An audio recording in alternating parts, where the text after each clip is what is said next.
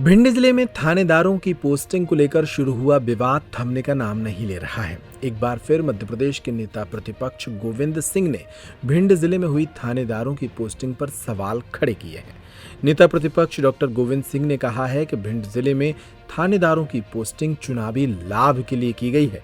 उन्होंने कहा कि मेरी विधानसभा में ब्राह्मण थानेदारों की पोस्टिंग की गई है, जबकि अटेर में बीजेपी के मंत्री अरविंद भदौरिया की सीट पर राजपूत थानेदार बिठाए गए हैं।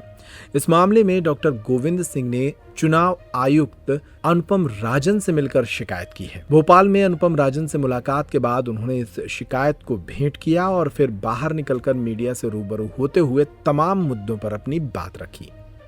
जो मुख्य चुनाव आयुक्त नई दिल्ली के प्रतिनिधि हैं, उन्होंने कई बातें बताई हैं। बड़ा सौहार्दपूर्ण तरीके से हमारी बात सुनी। मैंने स्पष्ट किया है कि जैसा कि मिश्रा जी ने बताया कि भारतीय जनता पार्टी के प्रत्याशी जो आज घोषित हुआ है, पूर्व से ही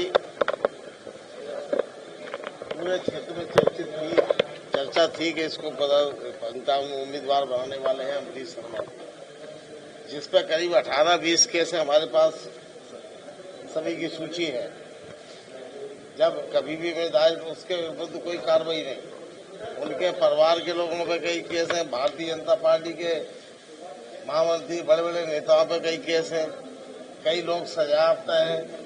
उन पर कोई भी प्रतिवादिक कार्रवाई पुलिस अधीक्षक भिंड मनीष खत्री ने नहीं की है। जबकि नौजवान छात्र कांग्रेस पार्टी के कार्यकर्ताओं के रिश्तेदार या परिवार के सदस्य, उनको अभी से जो पिछले बार भी परंपरा करते रहे हैं, जो वही योजना दोबारा बनाकर उनको जिला बदल करने के 2-2 केस लगा के जिला बदल करने का प्रयास है। तो तबादला कार्रवाई हो गई। एक आध वो केस झूठे झगड़े गांव के आपस के बाद होंगे, उनको बाहर भेजने के लिए अभी से मनीष खत्री जिला प्रशासन ने योजना बनाना प्रारंभ कर दी है। और मैं कहना चाहता हूँ, ये हमेशा से कोई भी चुनाव धार विधानसभा क्षेत्र में बिना गोली कांड के नहीं हुआ है।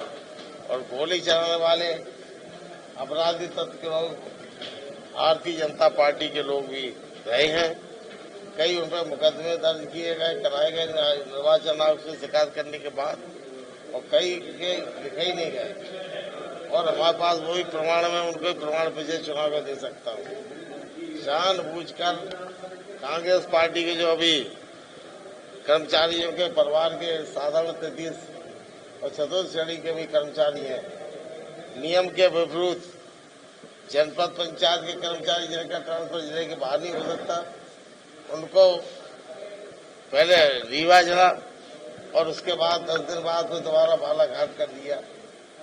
न्यायालय ने माननीय न्यायालय ने ग्वालियर ने हाई कोर्ट ने जो नियम विपरीत का जो जिले के बाहर हो ही नहीं सकते, उनकी सेवा नियम में है क्या लिखा हुआ है, उनको स्थगन आदेश जारी किया।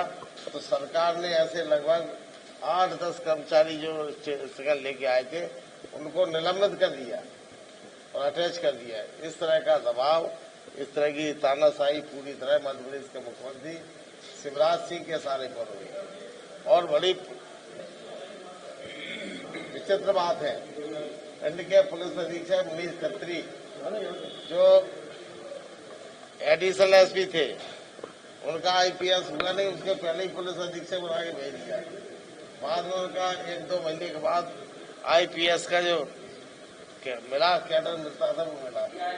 इस तरह की परंपरा। और जहाँ 2 विधानसभा क्षेत्र है, जहाँ दोनों मंत्री ओपीएस भदौरिया जी मेहगांव और माननीय अरविंद सिंह भदौरिया जी अटेर, इनके यहाँ पूरे जो उनके समाज के बरादरी के रिश्तेदार नजदीक थाना प्रभारी को कर दिया गया है। इससे स्पष्ट जाहिर होता है प्रशासन की शासन की क्या नियत है। अभी से ही चुनाव को प्रभावित करने के लिए योजनाबद्ध तरीके से ये साजिश और षड्यंत्र रचा जा रहा है।